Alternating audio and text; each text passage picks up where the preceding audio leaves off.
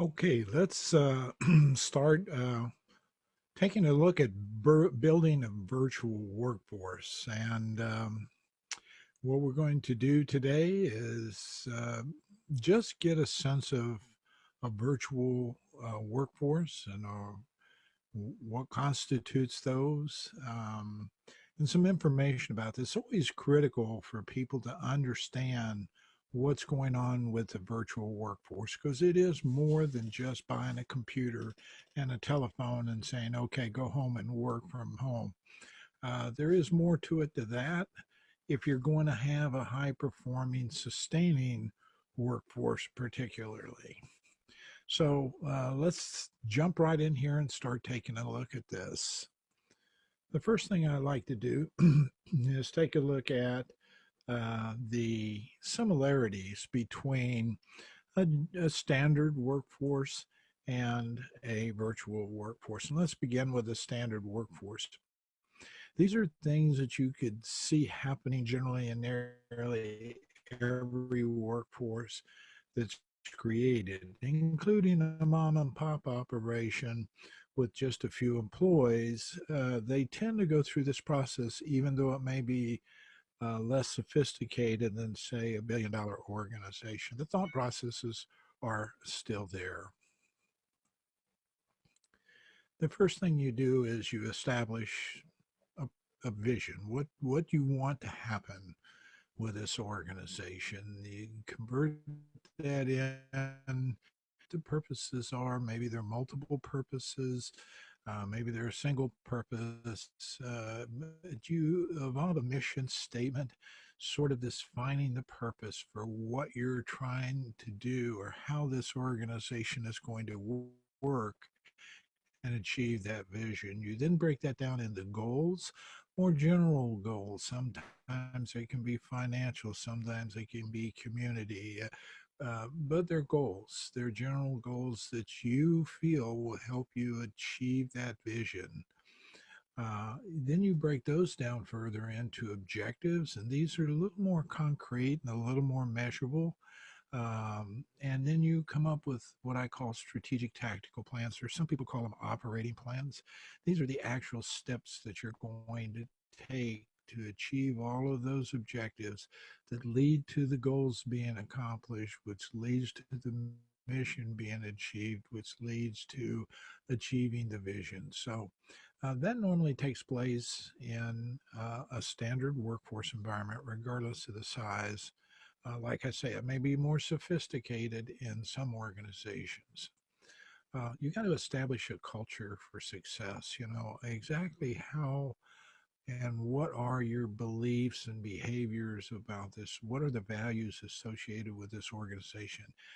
What are the belief systems that you have that are important for all of your workforce to understand and grasp so that they can begin to achieve that vision?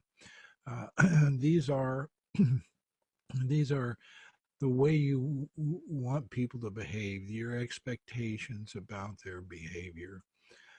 Based on the vision and the mission, the goals, and all of that, combined with creating a culture, um, you've got to determine what kind of composition do you want this workforce to be. What's it going to look like? What kinds of jobs do you need to have done? What kind of positions do you need to have in those jobs? And then you've got to establish the job roles. You know, what are the roles that everyone are going to play in the organization? All of this leading up to that number one that we covered up above. You got to define skill sets. You determine performance criteria for each role in the workforce.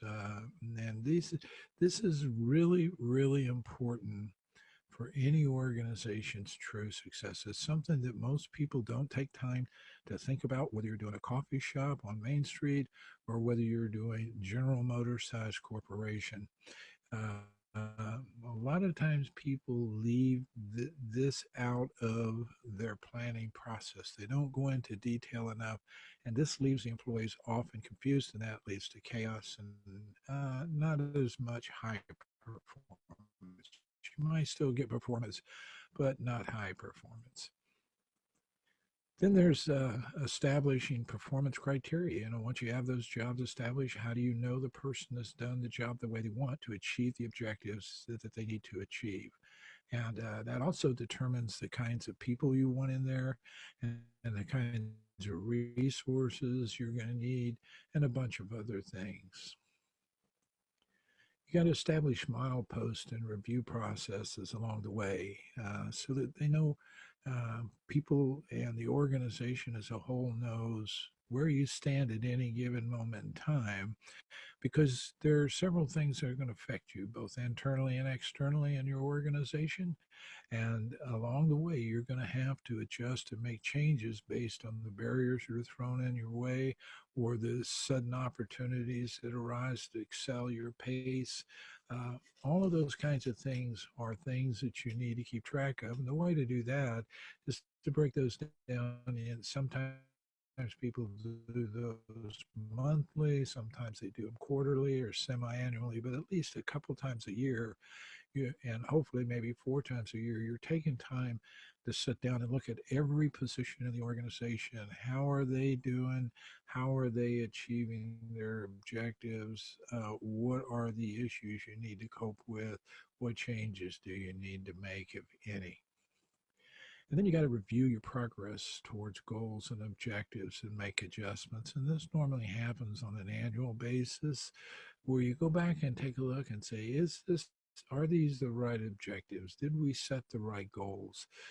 Is our mission statement still valid? Is our vision statement still clear and inspiring?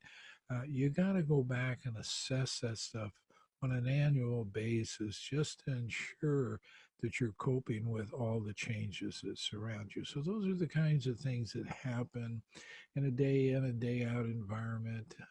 You probably don't think about them while you're doing, but they all pretty much linked together, and they make really good sense for achieving success. And this is basically how a standard work environment works in nearly all organizations, whether they're profit or nonprofit, or even governmental for that matter. So let's take a look and see what's going on with the virtual workforces. This unique workforce out there, separated from us, not necessarily coagulated in one spot, so to speak.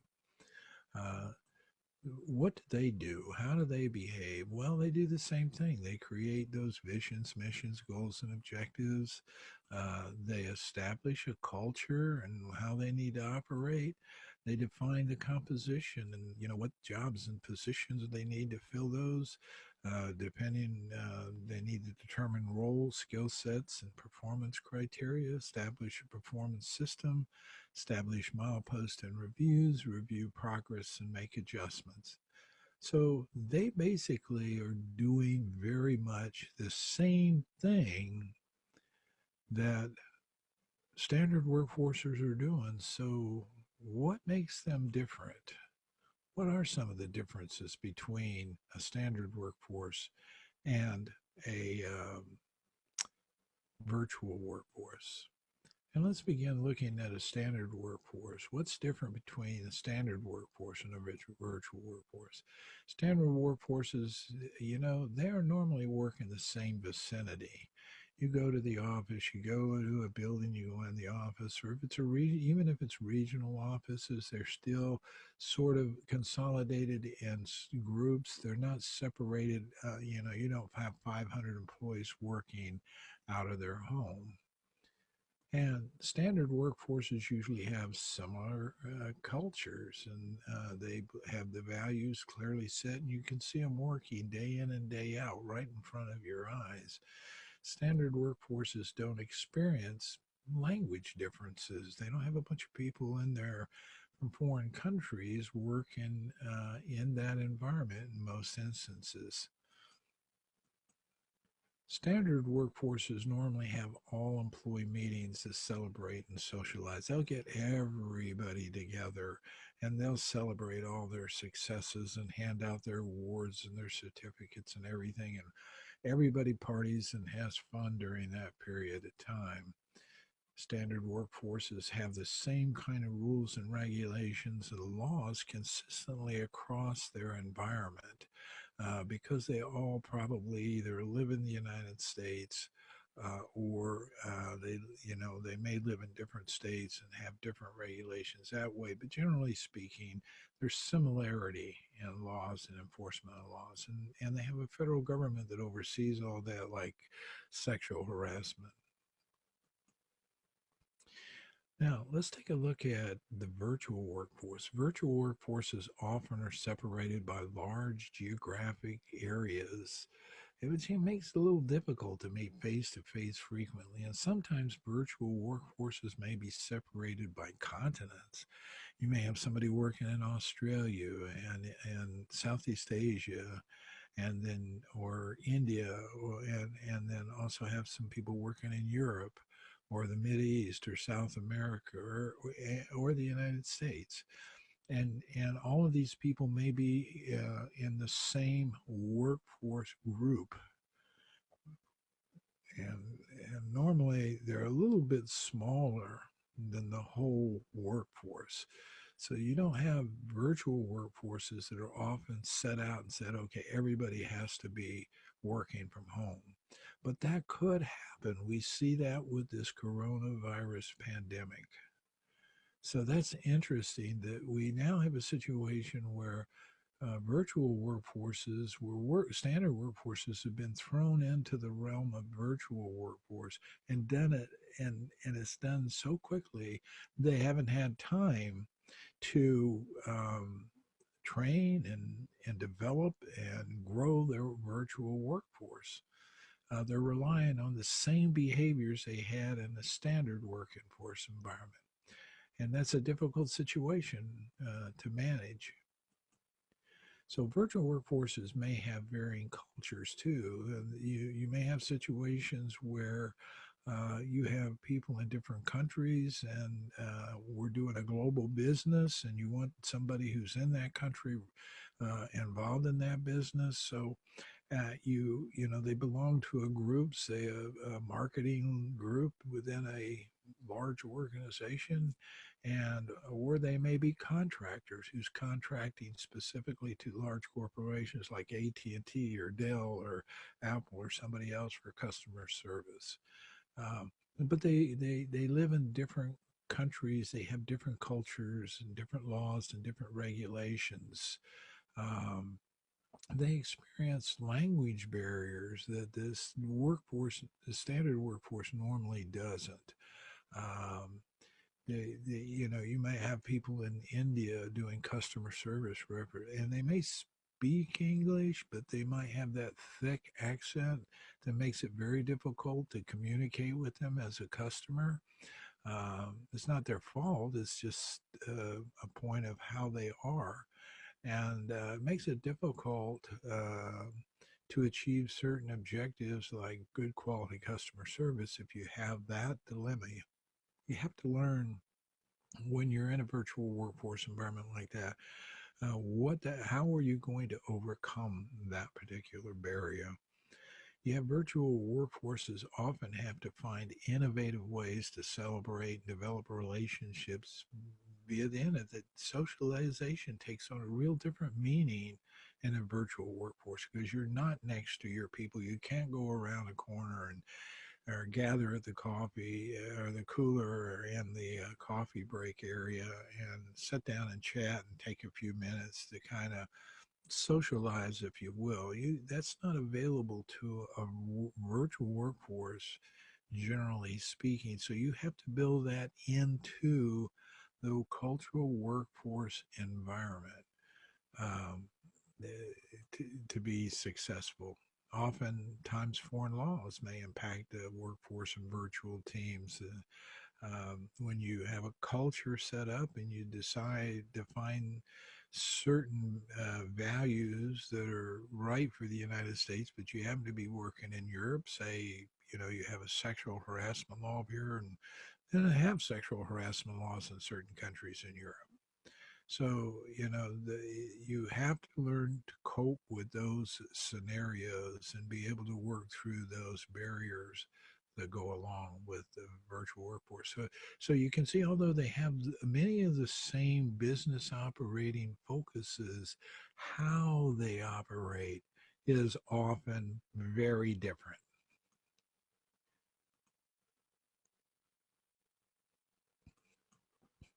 So when we talk about virtual workforces, not the standard workforce, but the virtual workforce, I often, when I begin um, consulting with a team to develop a virtual workforce, I spend some time meeting with the leader, and I ask the leader the questions, what are your employees doing well?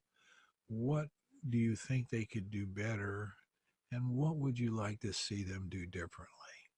And those questions are general questions, they're open ended questions, and they bring out a lot of information about expectations that leaders have of the workforce.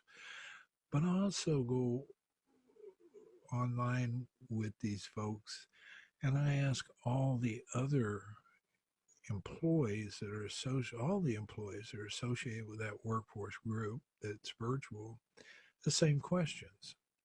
And then I bring them together in a one meeting environment and we discuss what the leaders said they expected of the employees and what the employees expected of the leader.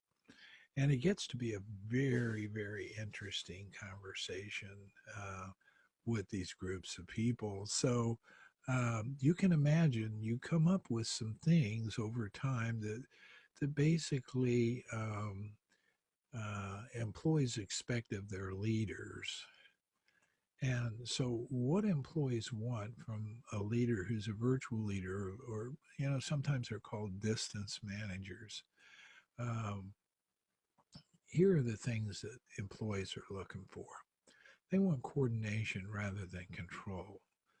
They want accessibility rather than inaccessibility or omnipresence. They want a balance of accessibility, and that has to be defined by what that team feels it needs based on the team's personality and who they are in terms of their culture and behavior. They want information without overload. And they don't want to know everything, but they want to know what they need to know to get their jobs done effectively. They want feedback instead of advice. They not, most of these employees are self-driven, goal-driven. They have the ability to sustain and make decisions on their own. So what they really need to know is, are they making the right decisions or not making the right decisions, and then help them uh, make the changes they need to make the right decisions. Fairness over favoritism. They're not asking for any favoritism. They don't want a leader to provide favoritism. They want to make sure everybody is treated equally within that team and that it's fair and the workload is distributed equally and fair, that you have respect for time zones in a fair manner, things like that. They want decisiveness, but not intrusive supervision. In other words, yes, if I come up and I ask you, can we go down this path? The answer would be yes or no. They don't need a deep discussion as to why it would be yes or no in a lot of cases. Although you want to provide them what they need to know about your decision, but you don't need to overkill it. Honesty rather than manipulation, very, very important point. Don't try to play games in a virtual workforce. It is a deadly, deadly experience.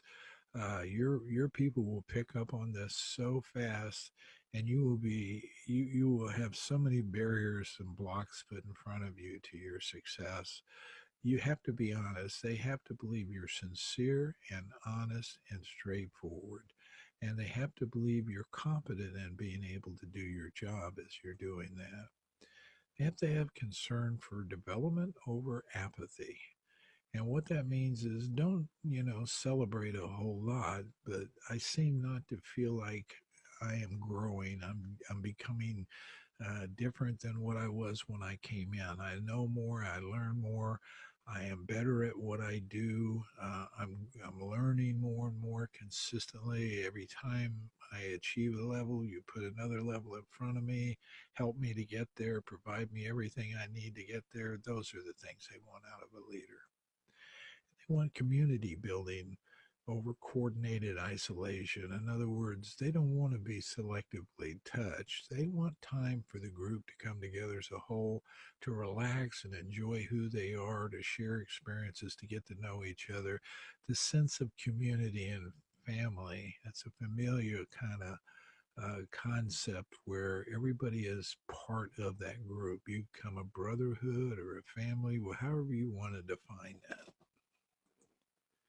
And they want respect rather than paternalism. Don't treat them like kids.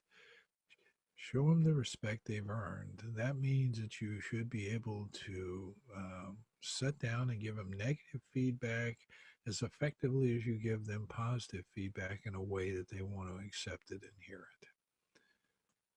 Okay, so kind of know what employees are expecting the leaders. What did the leaders normally want out of a virtual workforce?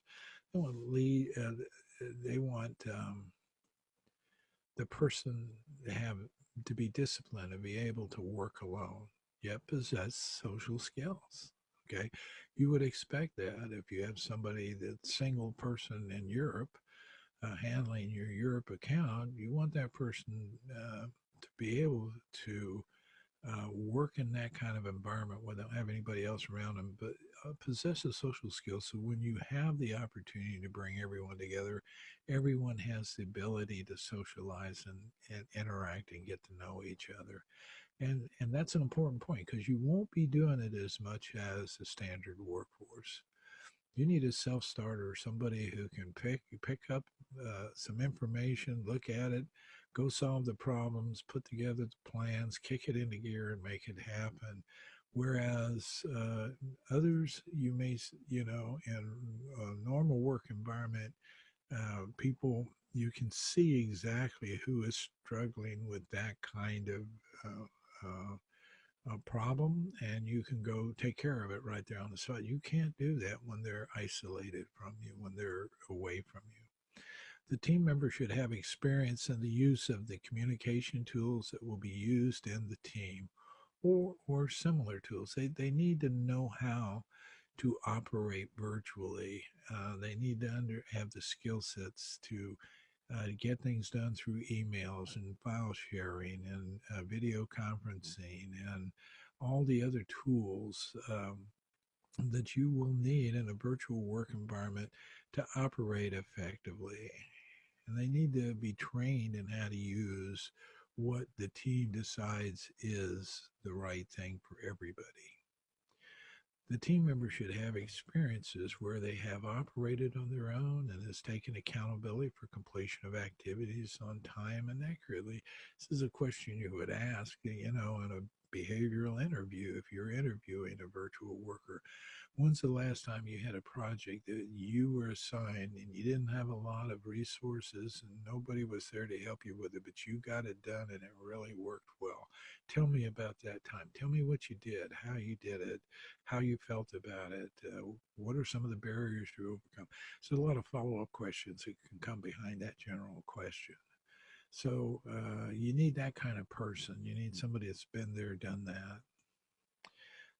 And the problem with the pandemic scenario where everybody's been sent to their home to work is you didn't necessarily have an opportunity to see whether the person who's now working from home has that capability. So you've got a different problem on your hands to solve.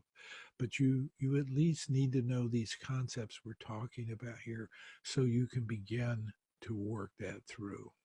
So if you're a leader, maybe there's a lot you're now a virtual leader. There's a lot of difference between a virtual leader and a leader who just works in a standard environment. The team member should be known as someone who can interact well with others and has good listening skills.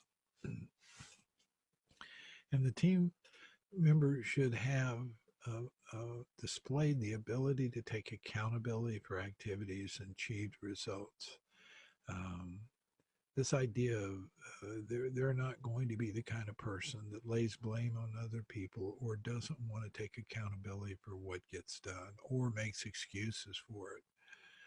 They're going to have failure. They're going to have to live with failure and learn that that's an education tool more than it is a discipline tool.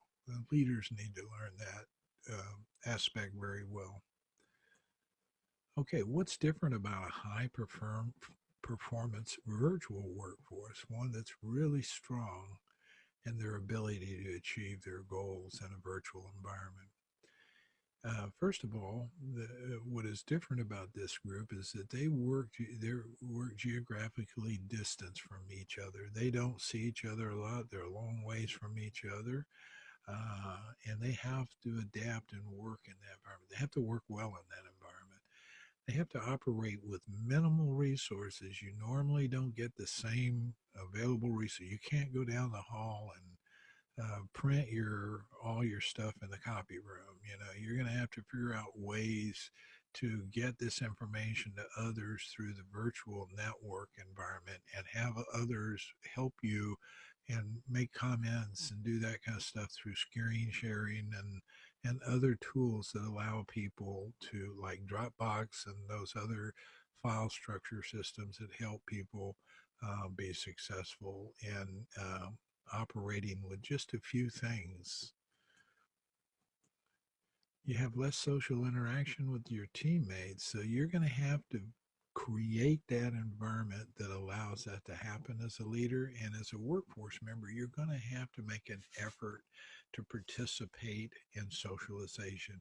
And every meeting you have, once the work is discussed, you need to take the time to relax. Maybe tell everybody else to go get a glass of wine and sit down and say, "Hey, how's it going? What are you guys doing? How are you having? Here's a problem I've been having. You having the same problem? Or wow, I found this exciting. Did you guys do it?"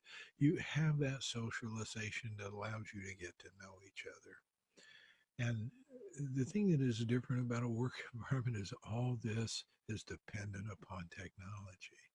So your technology has to be first rate. It has to be up. It has to be quality. You have to know what happens and how to deal with it if it goes down, because nobody else is going to be there to help you. You can't go down.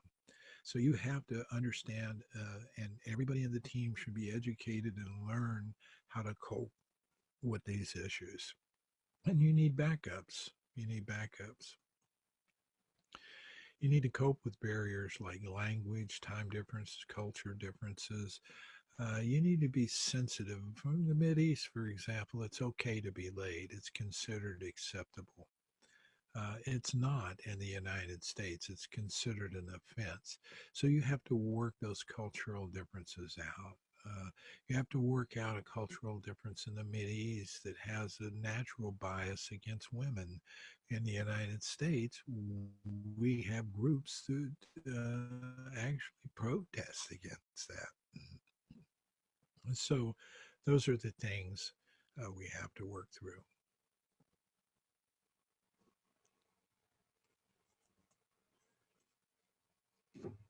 So why would we even want a virtual workforce? They tend to be put into existence, so to speak. It's very seldom. In fact, this might be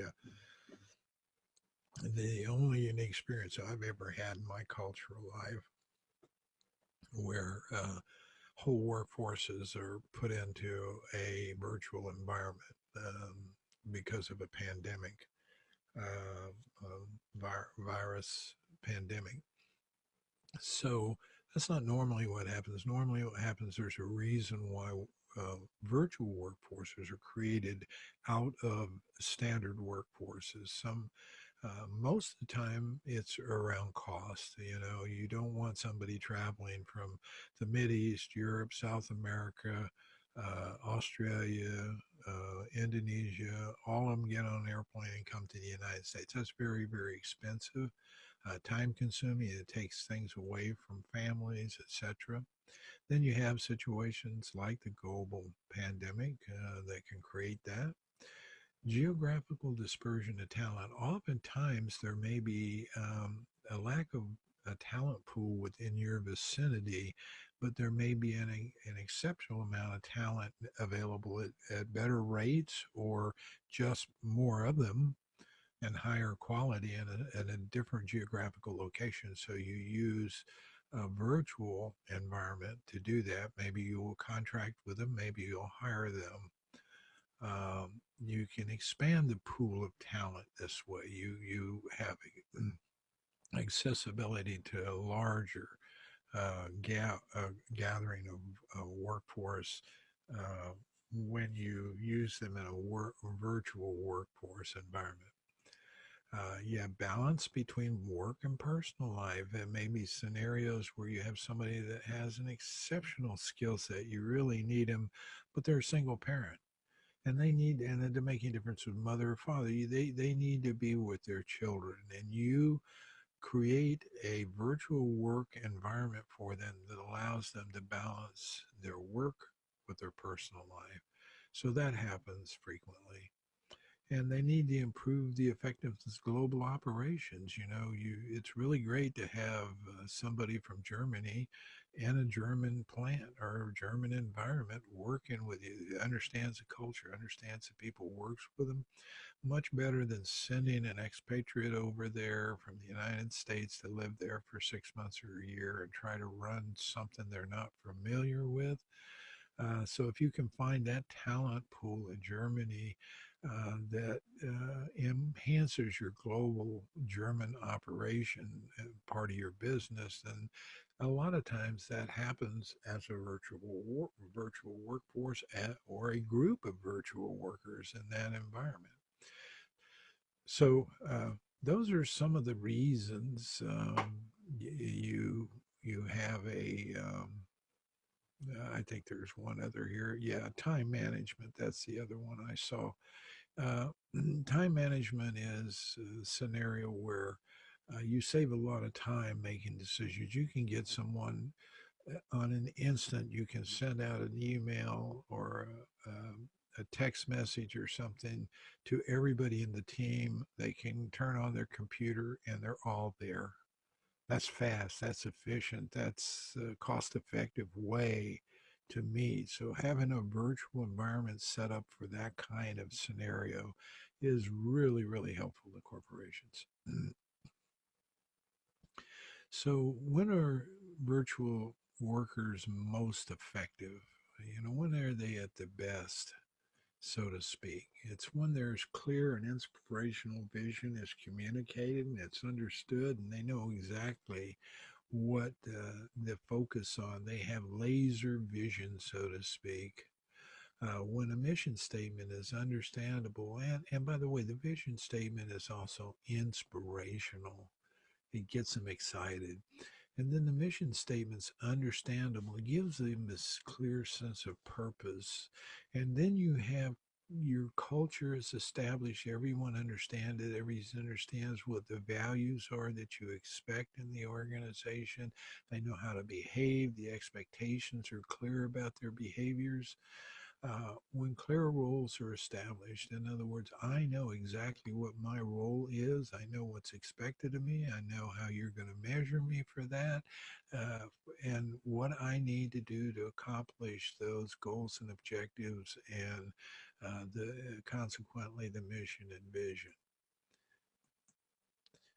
When there is good balance between work and social interactions, in other words, people in virtual environment need that socialization. I can't say that enough.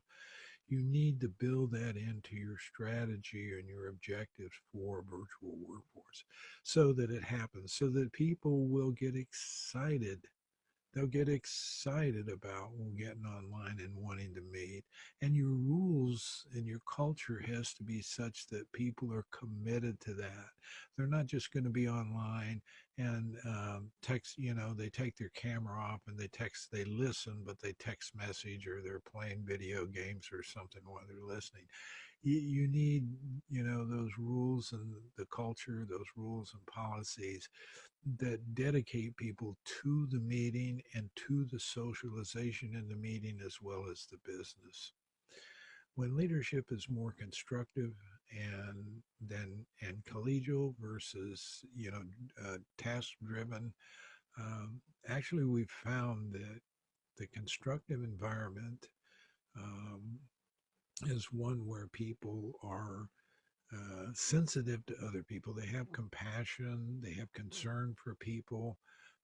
They have they have affiliation where they're building these social communities and interactions. They have opportunities where people are driven and to improve and you have an environment where people, all the team is dedicated to each team member being successful and growing and developing and learning more and taking on different challenges and becoming a better at what they do or better as a person even in some cases. So that kind of environment is better than all we want to talk about is how much money we're making. Did we hit our gross profit margins? Are we on our marketing plan?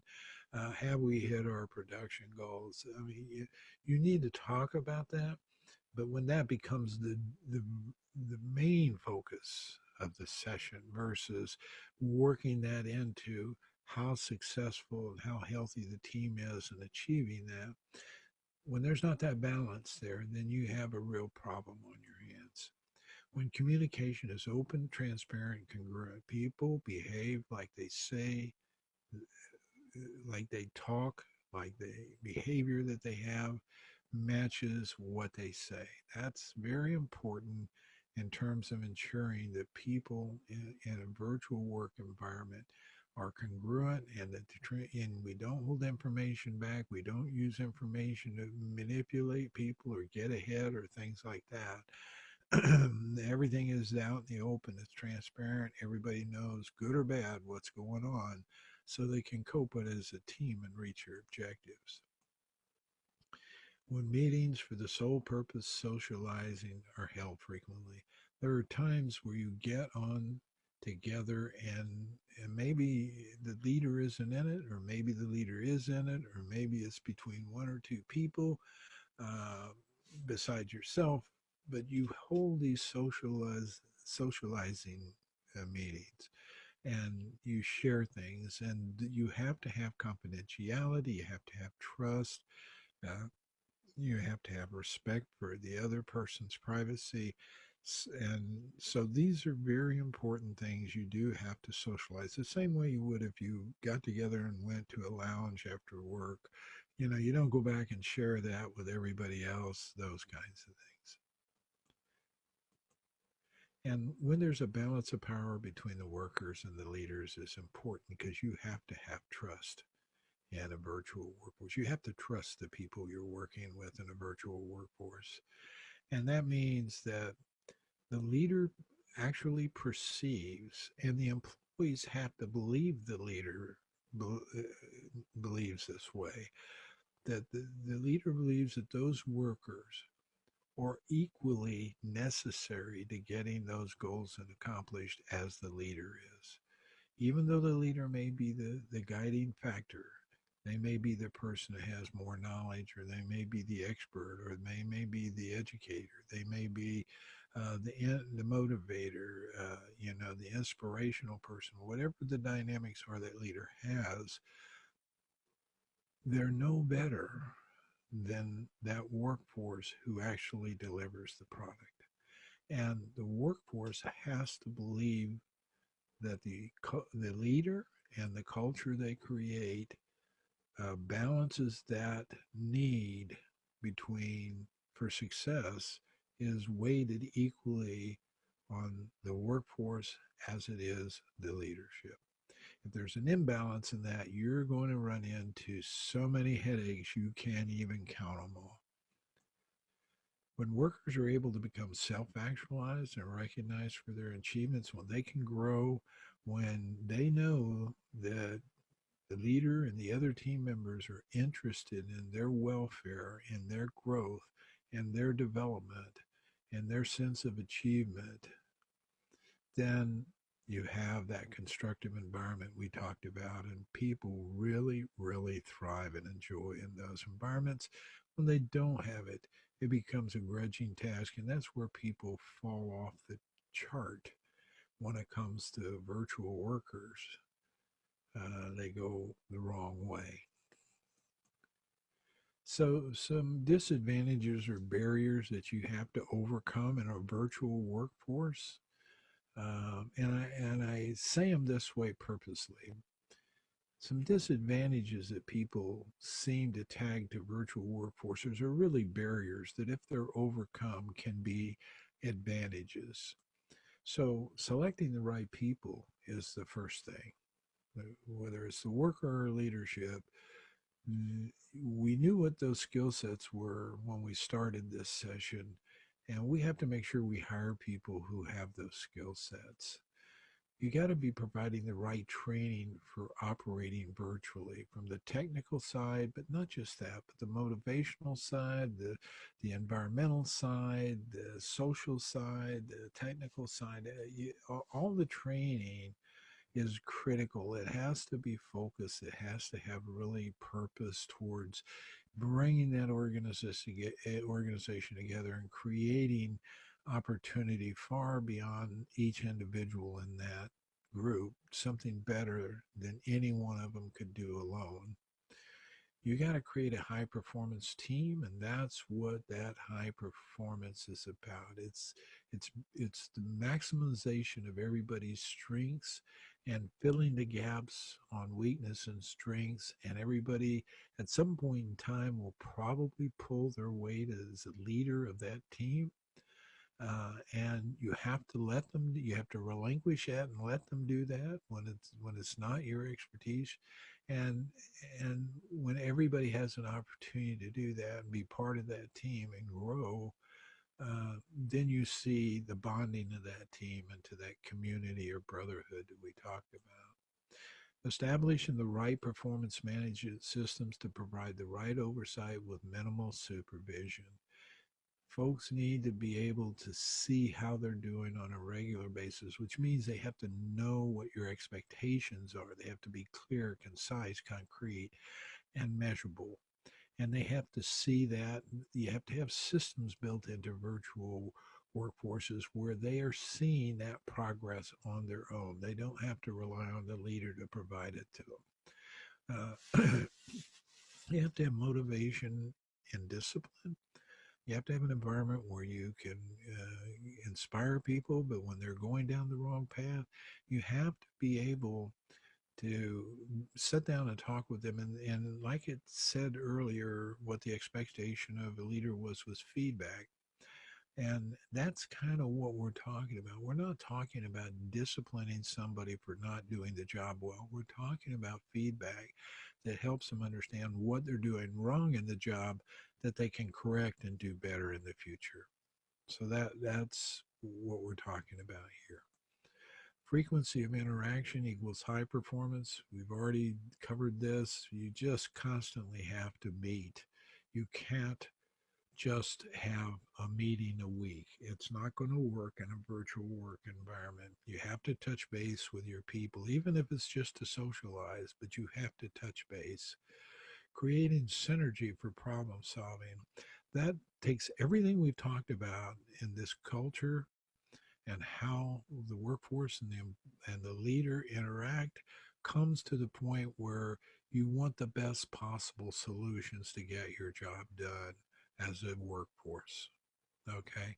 And that's what synergy is about no one person taking the total accountability for making something run. The team is it. You don't have a leader who's taking the credit. You have a leader most often in the virtual workforce environment. If he wants a high performance environment, he's providing all the credit to the workforce or the team in most cases. And an environment that encourages learning from failures versus disciplining from failing. And that's very important. Failure cannot be a disciplinary issue. Um, stealing can be a disciplinary issue. Um, the misuse of procedure policies that are one-time events can get you fired scenarios like sexual harassment. These kinds of things, yes. But if somebody makes a mistake and they're out there and they have to make a decision and they're out there alone, you want to encourage them making decisions. And if they fail at something, there's probably nothing anybody fails out there you can't correct and overcome. And what you get out of that is a better, dedicated employee every time that happens. So failure becomes a learning experience. And most major successful people will tell you it's not so much what you do well, it's how much you learn from your failures. It's a true statement. It's a true statement. Ensuring availability. You have to be available once again. And there are times where people need help quickly. They're out there on their own. There's nothing like people having your back and coming together and helping you pull through something quickly. So you can't be out there and say, "No, it's 3 o'clock in the morning. I don't want to deal with a problem in Europe at 3 o'clock in the morning." Just can't do that. Eliminating non performers with compassion. Not everybody is cut out to be a virtual workforce member. In fact, there are a lot of people who would have a hard time with it. So if you happen to select somebody who you think is right, but through the course of the event, you and them together discover it's not the right environment, then you take the time to remember they're a family member. They're a community with you. They've been a part of you. And so if they have to leave, you want to leave with compassion. You want to give them the time to find something else and let the rest of the team pick up the slack until they can find that time. I can promise you, when a person leaves, the comments they make about their team and others will be more along the lines, they're the greatest team in the world. They're fantastic. I wish I would have been right, but it's just not right for me. And because it's not right for me, everybody knows that and they're excited about my next opportunity. That's what you want people saying when they leave a virtual workforce. So these are just some of the barriers you kind of have to overcome. Some disadvantages. There's being alone. There's you know being on your own, problem solving, making decisions without having all the data. Trying to get people together that need to feel communal, and all of these kinds of things are disadvantages, actually disadvantages, where a lot of times people tout that as being an advantage. But I've found most virtual workers out there who think it's an advantage to work alone find out very rapidly it is not. It is not. Unless what we've said, unless we can do some of these things to make it a more comfortable environment. So, all of these are, the last one is celebrate. And I'll just say this: celebrate, celebrate, celebrate, celebrate. Do that frequently, every chance you get. Celebrate someone, celebrate some objectives, celebrate as much as you can as a whole team. That's a great social thing to do. Now, these are all things that work in a standard work. You're saying, well, this is what I like in my standard work environment. It is true. The difference is when you're separated, geographically separated, when you're alone, when you're by yourself, these are much, much more important. They're magnified 10 times in terms of the importance of getting this done right. And most of the time when I'm out there, and particularly like in this pandemic, where we throw people out there and all of a sudden they're by themselves and they've had no training, they don't even know if they like being a virtual workforce individual, but they have to. You know, You need to bring people to the front to help every leader out there who does not know how to manage a virtual workforce. You need to bring them together and get them trained and get them quickly oriented towards that in order to sustain your employees and not to damage them and to still get your work done the way you can if you have the opportunity to do that. Not everybody does. Restaurant people don't always do that. So let me just summarize some things here quickly, and then I'll let you go finish your lunch.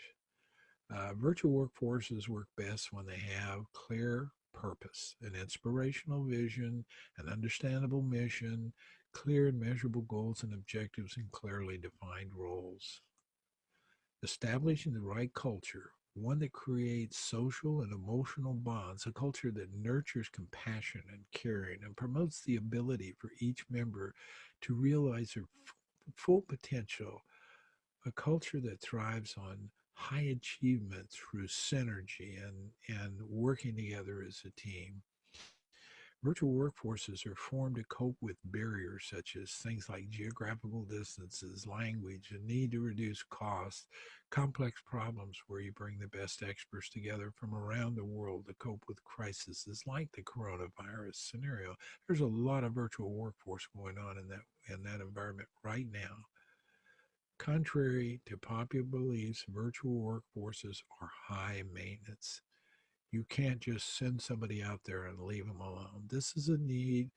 Uh, there is a need um, to infuse social interaction into every dialogue, and often sessions are done just to socialize to maintain that culture and keep the communal feeling going, keep workforce motivated and excited.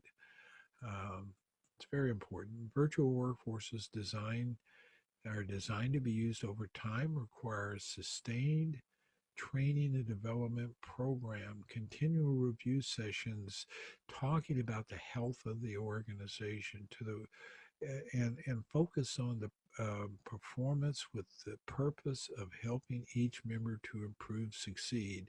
So the performance criteria are trying to help are those things that can help them learn something that they didn't know before, can help them become better at what they knew, find a different and innovative ways, create excitement, energy, innovation, and a bunch of other kinds of scenarios within the culture that make self actualization, the potential for growth and going beyond where you thought you could be and being successful at it is very important.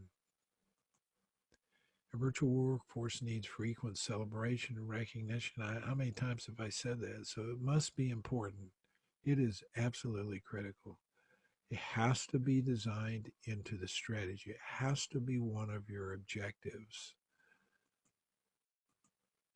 And selection of the right workforce team is the most critical step to achieving a high performance virtual workforce. I can't say that enough.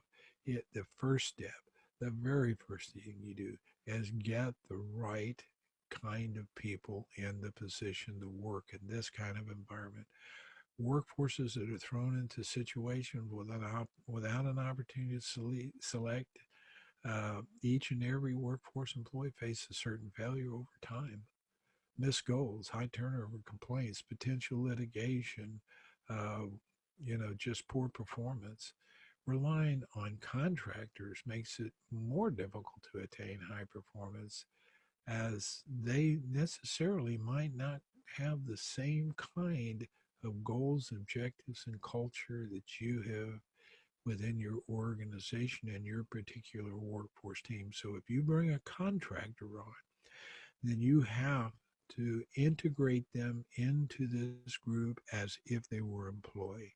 When I was a consultant, I got so embedded in an organization, they hired me as their vice president of human resources, and I wasn't supposed to be able to hold that position because I was not an employee.